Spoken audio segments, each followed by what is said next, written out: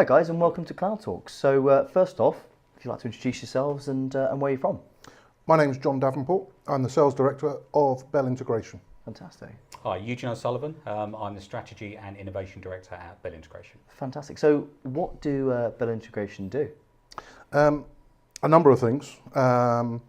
We work within the IT environment clearly, but we have developed and built some proprietary and exclusive software, which our customers embrace and use, and particularly with the transition and move or the adoption of cloud technologies. Fantastic, fantastic. So what are you focusing on this year? What sort of 2017 held and what does it hold going forward? I think for us, what we've really seen is there's been this predictable burst of cloud adoption, and there's many different cloud providers.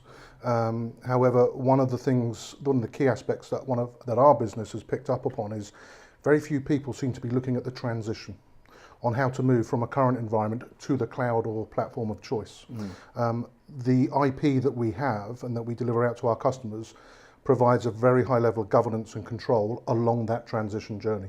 And does that do that both for on-prem, hybrid and going full to public, or is that more of a sort of just in that transition to cloud services? Or the tool set has decision making capabilities within it. Fantastic. And therefore it applies to all of the above. Fantastic. So tell us a bit more about this. What's sort of unique about it? How does it work, and how do people take advantage of it?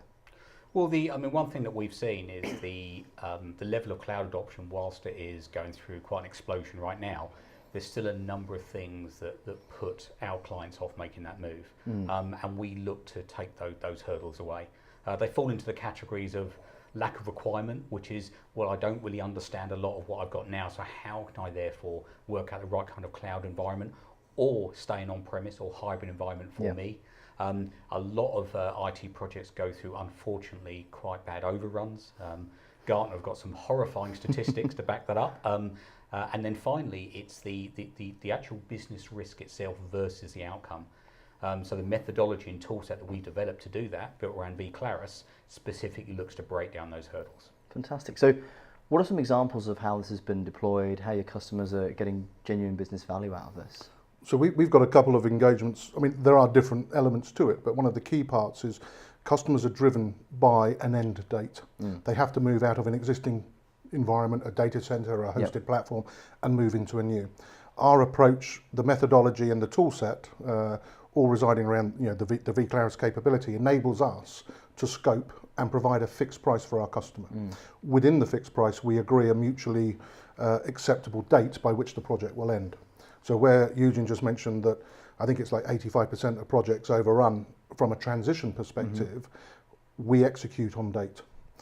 So where customers are really moving to the cloud, a lot of them are moving to the cloud because they believe it's cost beneficial.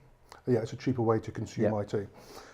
The quicker we get you there as a customer, the quicker you can realise that benefit. Oh, okay. So it's either driven by an end date or actually by the cadence of the customer themselves, who actually want to be in the cloud or consuming cloud services sooner rather than later.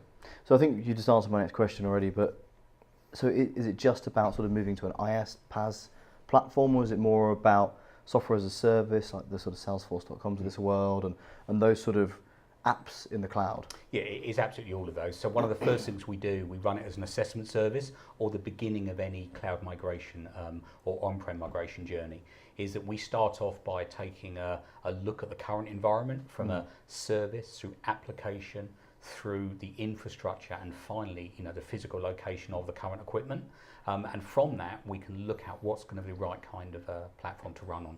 vClaris itself, having built the understanding of the environment along with all the discovery we do, has got a full end-to-end service catalogue from all the major cloud vendors and all the major technology solutions and stacks that exist now. And it's able to run a full analysis through a decision engine of whether or not there are applications, software as a service, platforms as a service, or infrastructure as a service that are the best makeup for this application set.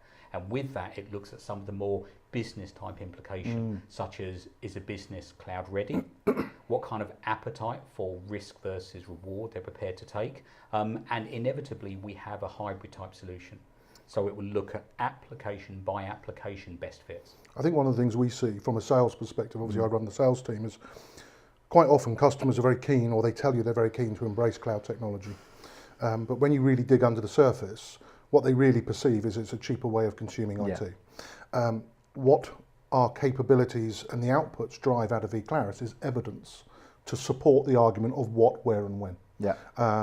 There are lots of different policies that customers have, data sovereignty being one. Applications are tiered in different ways.